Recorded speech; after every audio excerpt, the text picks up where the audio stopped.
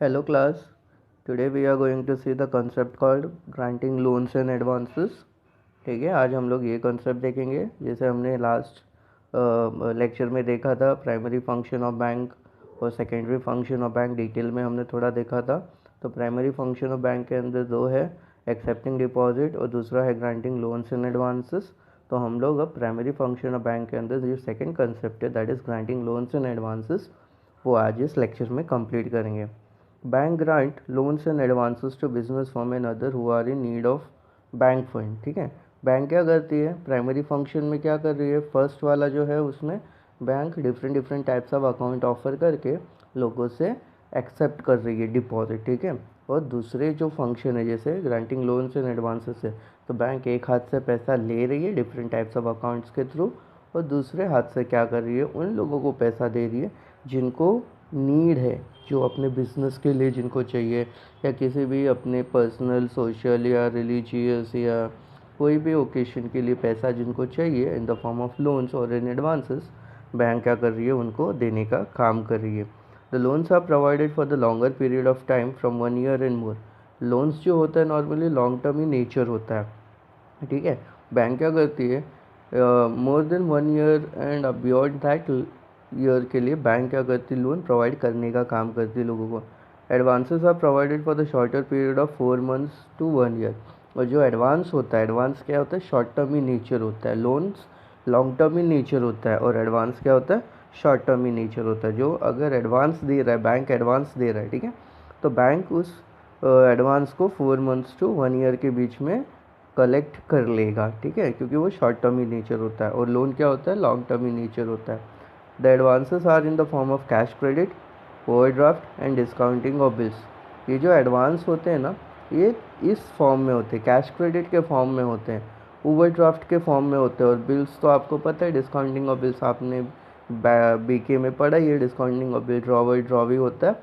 और ड्रॉवर क्या करता है, बैंक के पास जाके बिल्कुल डिस्काउंट करता है। बैंक वाला क्या करता है, ड्रॉवी के पास जाकर पैसा कलेक्ट कर लेता है। सो ये ड्रॉवी ये concept related to discounting of bills. ठीक है, हम लोग पहला वाला स्टार्ट करते हैं। सबसे पहला है लोन। अभी लोन में देखिए, commercial bank provide loans to businessman and other. Commercial bank जो होते हैं ना, जिनका डायरेक्ट कॉन्टैक्ट होता है कस्टमर के साथ में, वो लोग क्या करते हैं, लोन प्रोवाइड करते हैं। किसको, बिजनेसमैन को, या फिर अन्य लोगों को भी लोन प्रोवाइड करते हैं जिसको किसी स्पेसिफिक पर्पज़ के लिए पैसे चाहिए होते हैं।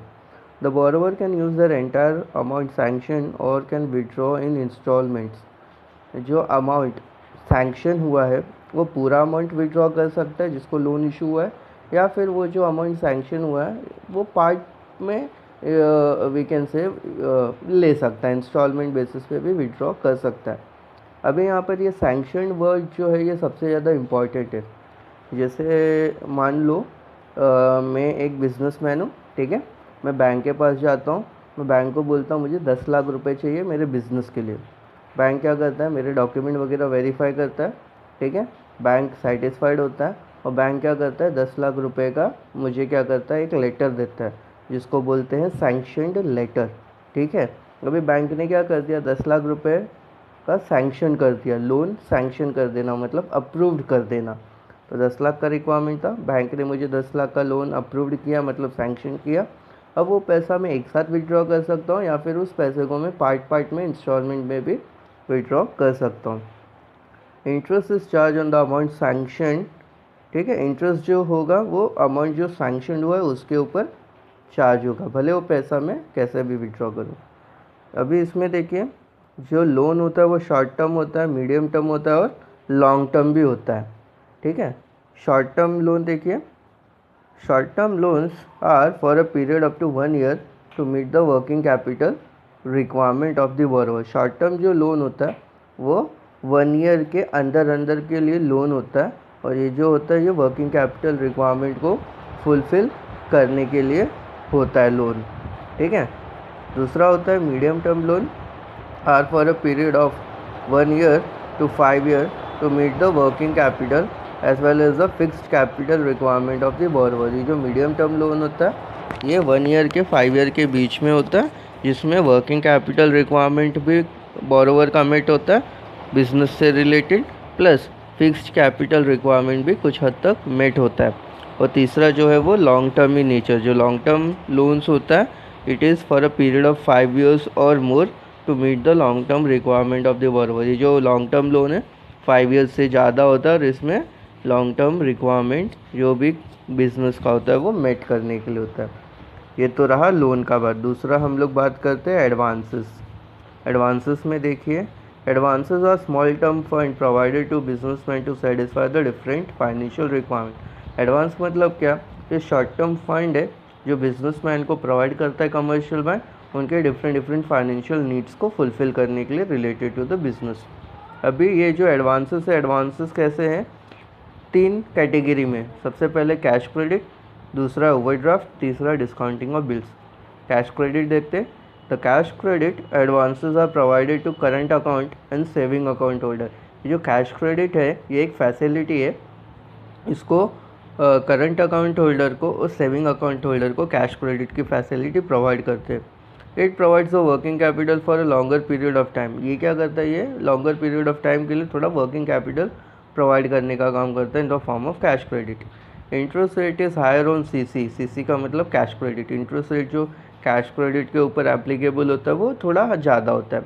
Separate CC account can be has to be maintained by the borrower. और जो कैश क्रेडिट अकाउंट है इसके लिए सेपरेट अकाउंट ओपन करना पड़ता है जो बोरोवर पैसा लेगा, ठीक है। उसके बाद बात करते हैं ओवरड्राफ्ट की। This facility is offered to current account holder. Overdraft की जो फैसिलिटी है ये सिर्फ और सिर्फ करंट अकाउंट होल्डर के लिए ही है to meet the working capital requirement of the business. यानी उसके बिजनेस के वर्किंग कैपिटल के रिक्वायरमेंट को मीट करने के लिए ओवरड्राफ्ट फैसिलिटी है। The period can vary from 15 to 60 days। और ये जो ओवरड्राफ्ट की जो फैसिलिटी है 15 दिन से 60 दिन के बीच का होता है। Interest is charge on the actual amount withdrawn. Interest इसके ऊपर जो चार्ज करेगा बैंक वो एक्चुअल अमाउंट जो आप विड्रॉ करोगे ना उसके ऊपर है। सैंक्शनड करना, सैंक्शनड हुआ अमाउंट प्लस विड्रॉवल अमाउंट दोनों के बीच में डिफरेंस हो सकता है। जैसे बैंक को मुझे चाहिए था 10 लाख रुपए ओवरड्राफ्ट के फॉर्म में, मुझे 10 लाख रुपए बैंक से चाहिए था। बैंक ने मुझे 10 लाख सैंक्शन किया। सैंक्शन करने का मतलब अप्रूव भी किया, लेकिन मैंने फ़िलहाल 10 लाख नहीं लिए, मैंने अभी फ़िलहाल बैंक से 3 ही लाख ही लिए। सैंक्शन मुझे 10 लाख हुआ है बट बैंक से अभी मैंने सिर्फ 3 लाख ही लिए हैं मेरे बिजनेस के रिक्वायरमेंट को फुलफ़िल करने के लिए। बाकी 7 लाख रुपए तो मैं टाइम पे जब और आगे का टाइम जाएगा थोड़ा और मुझे फ्यूचर में नीड होगा तब मैं लूँगा। तो ये जो 3 लाख रुपए मैंने विड्रॉ किए ना फ़िलहाल के टाइम पे, बैंक क्या करेगा, इंटरेस्ट 3 लाख पे चार्ज करेगा, ना कि 10 लाख पे चार्ज करेगा। जितना अमाउंट मैं विड्रॉ करके यूज़ करूँगा बैंक वाला उतने अमाउंट पे इंटरेस्ट चार्ज करेगा, ठीक है। तो interest is charge on the actual amount withdrawn. No separate account is maintain. Overdraft के लिए कोई सेपरेट अकाउंट मेंटेन करने के लिए ज़रूरत नहीं है, क्योंकि आप जो ओवरड्राफ्ट फैसिलिटी है वो आपके करंट अकाउंट के बोलते हैं ना ट्रैक रिकॉर्ड के बेस पे ही आपको हो रहा है, मिल रहा है। And the entire entries are shown in the current account. और ये जो पूरा एंट्री होता है ये ओवरड्राफ्ट का, ये करंट अकाउंट के ऊपर शो करते हैं। It is a temporary arrangement for the short period. ये क्या है, ये एक टेम्परेरी अरेंजमेंट है फंड्स का शॉर्ट टर्म इन नेचर के लिए, ठीक है। तीसरा है हमारा discounting of bills. The drawer of the bill of exchange और the beneficiary can discount the bill with the bank and obtain an advance. तो जो ड्रॉवर होगा बिल का, ठीक है, वो क्या करेगा, अगर उसको हार्ड कैश रिक्वायरमेंट है फॉर दिस बिजनेस और वो वेट नहीं कर सकता है तो वो अपने बैंक के पास जाके उस पर्टिकुलर बिल को डिस्काउंट करा देगा, ठीक है, जिसमें से कुछ पैसा बैंक डिडक्ट करके बाकी का जो भी बिल अमाउंट है वो बैंक क्या करेगा, ड्रॉवर को पैसा दे देगा। और ऑन ड्यू डेट बैंक क्या करेगा, ड्रॉवर के पास जाकर पैसा कलेक्ट कर लेगा। On the due date the bill of the bank will recover the amount from the drawer. और बैंक क्या करेगा, ड्यू डेट यानी मेच्योरिटी वाले दिन ड्रॉवर के पास जाकर पैसा कलेक्ट कर लेगा। तो ये था अपना प्राइमरी फंक्शन ऑफ बैंक में। दूसरा वाला advancing loans and giving loans and advances, ठीक है। अभी हम लोग बात करते हैं सेकेंडरी फंक्शन ऑफ बैंक की। अभी यहाँ पर देखिए सेकेंडरी फंक्शन ऑफ बैंक में यहाँ पर 2 चीज़ें यहाँ पर भी है। प्राइमरी फंक्शन ऑफ बैंक में मैंने क्या बोला, 2 चीज़ें हमने पढ़ी, accepting deposit and lending loans and advances, ठीक है। तो ये हमारा primary function of bank complete हो गया। अभी हम लोग सेकेंडरी फंक्शन ऑफ बैंक में जा रहे हैं और उसके अंदर भी 2 पार्ट है। क्या, पहला है एजेंसी फंक्शन और दूसरा है यूटिलिटी फंक्शन ऑफ बैंक। हम लोग स्टार्ट करते हैं एजेंसी फंक्शन से, ओके। अभी यहाँ पर देखें Agency function, a commercial bank act as an agent or a representative of its client and perform certain function as follows. यहाँ एजेंसी फंक्शन क्यों? क्योंकि यहाँ पर बैंक क्या करता है, बैंक कस्टमर के बिहाफ में एज एन एजेंट या फिर उसका रिप्रेजेंटेटिव बनता है और उसके लिए बहुत सारे सर्विसेज प्रोवाइड करने का काम करता है। सबसे पहले देखिए, पहला सर्विसेज पहला क्या सर्विस दे रहा है bank? Periodic collection and payment. Periodic collection मतलब क्या, जो we can say monthly basis या वीकली बेसिस पे जो भी कस्टमर के बिहाफ में कलेक्शन करना बैंक कलेक्शन करेगा और जो भी कस्टमर के बिहाफ में पे करना बैंक उसका पेमेंट करेगा। यहाँ पर देखिए, कमर्शियल बैंक कलेक्ट सैलरी, ठीक है, मैं जॉब करता हूँ तो मुझे सैलरी मिलेगी, तो कमर्शियल बैंक मेरे बिहाफ में सैलरी कलेक्ट करने का काम करेगा। मैंने इन्वेस्टमेंट करके रखा है शेयर्स में, तो डिविडेंड कंपनी ने दिया है तो वो भी कलेक्ट करने का काम करेगा। मेरा बैंक में फिक्स डिपॉजिट है तो फिक्स डिपॉजिट पे इंटरेस्ट जो मिलेगा वो भी बैंक कलेक्ट करने का काम करेगा। And any other income periodically as well as makes periodical payment, ठीक है, और अगर कोई अदर इनकम है तो वो भी कलेक्ट करने का काम करेगा। सिमिलरली अगर मुझे पीरियडिकली कुछ पेमेंट करना है, जैसे कि मुझे टैक्स पे करना है ईयरली बेसिस पे, तो वो पे करने का काम करेगा। बिल आया हुआ है तो बिल का पेमेंट करने का काम करेगा। प्रीमियम इंश्योरेंस मैंने लिया है तो प्रीमियम पे करना है तो प्रीमियम पे करने का काम करेगा। रेंट भी, मैं अगर भाड़े के घर पे रहता हूँ तो रेंट भी पे करने का काम करेगा। तो एक हाथ से क्या करता है बैंक, सारे पेमेंट्स को, सारे कलेक्शंस को कलेक्ट करेगा और पेमेंट को पे करने का काम करेगा on the standing instruction provided by the customer. Bank जो स्टैंडिंग इंस्ट्रक्शन दे रहा है उसके बिहाफ में कस्टमर जो स्टैंडिंग इंस्ट्रक्शन दे रहा है उसके बिहाफ में बैंक क्या कर रहा है, वो सर्विसेज प्रोवाइड कर रहा है। Commercial bank charges certain fixed amount quarterly और annually in the form of service charges from customer for providing service. Bank क्या कर रहा है, कमर्शियल बैंक क्या कर रहा है, सर्टेन फिक्स्ड अमाउंट क्या कर रहा है, क्वार्टरली या फिर एनुअली क्या कर रहा है, वो चार्ज कर रहा है। किसको चार्ज कर रहा है? अपने कस्टमर को चार्ज कर रहा है। क्यों? क्योंकि ये जो सर्विसेज प्रोवाइड कर रहा है ये फ्री ऑफ कॉस्ट नहीं है। ये जो सर्विसेज है इसके लिए बैंक क्या करेगा, कुछ पेमेंट, कुछ चार्जेस करेगा अपने कस्टमर को, और चार्जेस पे करने के बाद ही बैंक की ये सारी सर्विसेज प्रोवाइड करने का काम करेगा। दूसरा देखिए, इसमें है हमारा पोर्टफोलियो मैनेजमेंट, ठीक है। Large commercial bank undertake to purchase and sale securities such as shares, bonds, debentures etcetera on behalf of the client, ठीक है। कमर्शियल बैंक क्या करते हैं, लार्ज कमर्शियल बैंक जैसे HDFC और दूसरे जैसे ICICI एंड ऑल, ये सारे जो कमर्शियल बैंक होते हैं वो कस्टमर के बिहाफ में सिक्योरिटीज़ का मतलब शेयर्स, बॉन्ड्स, डिबेंचर्स, ये सारी चीज़ों को परचेज करने का और सेल करने का काम करते हैं on behalf of client. This handling of securities known as a portfolio management, और ये जो बैंक हैंडल करते हैं सिक्योरिटीज़ इसको हम लोग पोर्टफोलियो मैनेजमेंट बोलते हैं। Due to this facility more clients are opting for such services of commercial bank, इसके वजह से ज़्यादा लोग अट्रैक्ट होते हैं और ये सर्विसेज कमर्शियल बैंक से लेना चाहते हैं। तीसरा है हमारा फंड ट्रांसफ़र, ठीक है। Commercial bank provide facility of fund transfer from one branch to another branch और from branch of an another bank. तो जैसे एक बैंक है, जैसे स्टेट बैंक ऑफ इंडिया, एक State Bank of India Mumbai branch है और State Bank of India Gujarat का अहमदाबाद ब्रांच है, ठीक है। तो एक ब्रांच से दूसरे ब्रांच में पैसा ट्रांसफ़र करने का भी काम करेगा, या फिर एक बैंक से दूसरे बैंक के ब्रांच में भी पैसा ट्रांसफ़र करने का काम करेगा। जैसे मुंबई का state Bank of India, Ahmedabad का यूनियन बैंक ऑफ इंडिया, तो स्टेट बैंक ऑफ इंडिया से पैसे यूनियन बैंक ऑफ इंडिया में भी ट्रांसफ़र हो जाएगा, ठीक है, ऑन बिहाफ ऑफ, ये क्या है, commercial bank comes with various initiatives to make this transfer hassle free.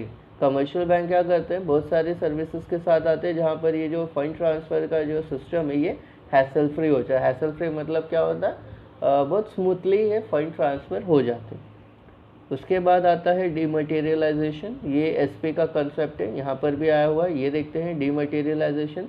Bank provide dematerialisation facilities to the client to hold the securities in an electronic format. पहले के time पे जब computer system नहीं होता था हमारे इंडिया में, तो उस टाइम पे जो स्टॉक एक्सचेंज होते थे वो कैसे काम करते थे, वो उस टाइम पे स्टॉक एक्सचेंज पूरा पेपर वर्क में होता था। जैसे किसी इन्वेस्टर ने किसी कंपनी के शेयर्स में इन्वेस्ट किया है तो कंपनी क्या करती है, उस इन्वेस्टर को एक हार्ड कॉपी पे शेयर सर्टिफिकेट प्रिंट करके और इन्वेस्टर को देती थी। लेकिन आज के टाइम पे 1996 के बाद डिपॉजिटरी एक्ट आया। डिपॉजिटरी एक्ट आने के बाद पूरा जो वी कैन से जो securities and exchange board of India है, पूरा कंप्यूटराइजेशन होते चले गया। उसके वजह से अब जो शेयर्स इशू होता है वो हार्ड कॉपी पे नहीं होता, वो इलेक्ट्रॉनिक फॉर्म में कन्वर्ट हो जाता है। इन्वेस्टर को क्या चाहिए, किसी भी डिपॉजिटरी के उधर जाके एक डीमेट अकाउंट ओपन करना पड़ता है। उस डीमेट अकाउंट पे शेयर्स से रिलेटेड सारे इंफॉर्मेशन उसके डिस्प्ले होते हैं, ठीक है। तो ये क्या है, व्हेन द शेयर्स कंपनी जब शेयर्स इलेक्ट्रॉनिक फॉर्म में इशू करते हैं तो उसको डिमटेरियलाइजेशन बोलते हैं। और पहले का हार्ड कॉपी ऑफ शेयर्स को भी आप इलेक्ट्रॉनिक फॉर्म में कन्वर्ट करवा सकते हो, उसको भी डिमटेरियलाइजेशन ही बोलते हैं, ठीक है। तो bank provide dematerialisation facility to their client और to hold the securities in electronic form. अभी तो सारे शेयर्स इलेक्ट्रॉनिक फॉर्म में होते हैं, जिसके पास शेयर्स हार्ड कॉपी में उसके भी इलेक्ट्रॉनिक फॉर्म में कन्वर्ट हो सकते हैं।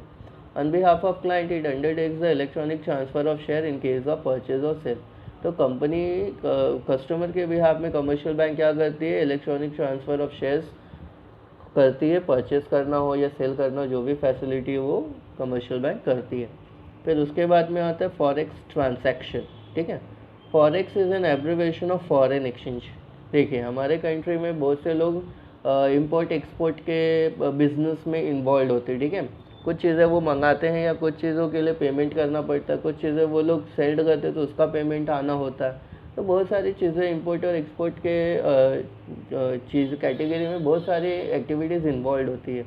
अब बैंक में परचेज और sale foreign exchange on behalf of its client. Bank क्या करता है, परचेज और सेल करता है फॉरेन एक्सचेंज क्लाइंट के बिहाफ में। जैसे मैंने अगर किसी को माल मंगाया, मैंने अमेरिका से माल मंगाया, तो INR में तो वो एक्सेप्ट नहीं करेगा बंदा, उसको क्या चाहिए, US डॉलर्स चाहिए, तो वो US डॉलर्स में पे करेगा। अगर मैंने किसी को माल भेजा है तो मैं US डॉलर्स तो नहीं ले सकता, मैं तो INR ही लूँगा, तो वो US से INR में कन्वर्ट होता है। A bank purchase forex from its client which the client receive from the foreign transaction. तो क्या कंपनी क्या करती है, सॉरी बैंक क्या कर रहा है, जो भी क्लाइंट फॉरेन एक्सचेंज में पैसे लेता है वो उसको कन्वर्ट करके ईजिली देने का काम करता है। Bank purchase forex from its client which the client receive from foreign transaction. तो जो भी पैसा या फॉरेक्स है वो कन्वर्ट करने का। And sell the forex when the client needed to overseas transaction. तो जो भी है ट्रांजेक्शन इम्पोर्टर एक्सपोर्टर को बिहाफ में वो प्रॉपरली देने का काम करता है। ये तो है हमारा एजेंसी फंक्शन ऑफ बैंक। इसके बाद हमारा आ रहा है यूटिलिटी फंक्शन ऑफ बैंक, ठीक है। A commercial bank perform utility function for the benefit of its client. Bank क्या करता है, यूटिलिटी फंक्शन परफॉर्म करता है कमर्शियल बैंक क्लाइंट को उसके बेनिफिट के लिए। इट प्रोवाइड सर्टन फैसिलिटीज और product to its client which are is follows, ठीक है। तो सबसे पहले देखते हैं यूटिलिटी फंक्शन में पहला वाला है issue of draft and cheque. सबसे पहले क्या कर रहा है, जब कोई कस्टमर बैंक में जाके बैंक अकाउंट ओपन करवाता है, स्पेशली मैं बात कर रहा हूँ सेविंग अकाउंट की बात कर रहा हूँ। अगर सेविंग बैंक अकाउंट ओपन करवाता है तो बैंक क्या करता है, सेविंग अकाउंट होने के बाद बैंक क्या करता है, कस्टमर को चेक बुक देने का काम करता है। और दूसरे जो ऑर्गेनाइजेशंस होते हैं, जैसे फॉर एग्जांपल किसी को एडमिशन कराना है तो पहले जो स्कूल्स और कॉलेजेस होते थे पहले वो चेक एक्सेप्ट कर लेते थे, नहीं तो हार्ड कैश, ज़्यादातर हार्ड कैश ही लेते थे फीस के फॉर्म में। लेकिन कुछ लोग चेक एक्सेप्ट करते थे, बट जब से चेक बाउंस होने लगे तो उन्होंने क्या बोला, हार्ड कैश भी लेना बंद कर दिया और चेक भी लेना बंद कर दिया। उसके उन्होंने बोला कि आप ड्राफ्ट बनवा के लाइए, ठीक है। तो एक ड्राफ्ट बनता है, और ड्राफ्ट कैसे बनता है, जब आपके बैंक के अकाउंट में पैसे होंगे तो उस पैसे के बेस पे ड्राफ्ट बनेगा, और ड्राफ्ट हमेशा ऑनर्ड होता है। हाँ, ड्राफ्ट बनवाने के लिए आपको कुछ चार्जेस पे करना पड़ता है बैंक को, और वो उसके बाद ड्राफ्ट बन जाता है, तो एडमिशन इजीली हो जाता है बच्चों का। तो ये issue of draft and cheque जो फैसिलिटी है। A draft cheque is an order to pay money from one branch of bank to another branch of the same bank और अदर बैंक, ठीक है। मेरा एक बैंक है यूनियन बैंक ऑफ इंडिया। मैं college में जाता हूँ एडमिशन लेने के लिए, तो कॉलेज वालों का भी किसी बैंक में अकाउंट होगा। जैसे ओरिएंटल बैंक में एक कॉलेज का अकाउंट है, तो यूनियन बैंक ऑफ इंडिया ने ड्राफ्ट बनाया, ओरिएंटल बैंक में मैंने जाके फिर जमा कर दिया और मेरा एडमिशन पक्का हो गया। A bank issue draft to its account holder as well as to non-account holder, whereas checks are issued only to the account holder. Bank जो है वो ड्राफ्ट क्या करता है, अकाउंट होल्डर को as well as non account holder को issue कर सकता है, लेकिन जो चेक की फैसिलिटी होती है वो सिर्फ और सिर्फ अकाउंट होल्डर को ही मिलता है। Bank charge commission for issuing a bank draft, bank क्या करता है, थोड़ा कमीशन चार्ज करता है। चेक के लिए कोई कमीशन नहीं है, चेक इशू करने के लिए कोई कमीशन नहीं लेगा बैंक, लेकिन अगर आपको ड्राफ्ट बनवाना है किसी कंपनी के, किसी कॉलेज के या किसी बंदे के नाम पे या किसी भी चीज़ के नाम पे, तो आपको थोड़ा चार्जेस पे करना होगा। फिर उसके बाद आता है locker facility. This is a common utility functions of any commercial bank. Locker facility तो आपको पता है, आजकल हर छोटे बड़े बैंक में लॉकर फैसिलिटी है। लॉकर फैसिलिटी वो होती है जहाँ पर आपको एक छोटा सा लॉकर प्रोवाइड करते हैं और आप जो भी इम्पोर्टेंट चीज़ें या डॉक्यूमेंट या जो भी इम्पोर्टेंट चीज़ है आप उसके अंदर जाके आप रख सकते हो सेफली, सिक्योरली, ठीक है। The bank provide locker facility for the safe custody of valuable documents, gold ornaments etcetera. तो बैंक क्या करता है, लॉकर फैसिलिटी प्रोवाइड करता है for the safe custody of all the valuable items के लिए। तीसरा आता है project report. A bank may prepare project report and feasibility study on behalf of the client। तो कमर्शियल बैंक क्या करता है, प्रोजेक्ट रिपोर्ट बनाने का काम करता है और feasibility स्टडी भी करता है क्लाइंट के बिहाफ में। Project report enable the business firm to obtain funds from the market and to obtain clearance from the government authority. Project report से क्या होता है, बिजनेस पे ये डिसीजन ले सकता है कि वो मार्केट से कितना पैसा ले, कैसे ले, गवर्नमेंट अथॉरिटी से कैसे क्लियरेंस लेंगे और फिर उस बिजनेस और वेंचर को कैसे कंप्लीट करेंगे। तो ये होता है प्रोजेक्ट रिपोर्ट। उसके बाद में आता है गिफ्ट चेक्स, ठीक है। Bank issue gift cheque and gold coin to account holder as well as non account holder.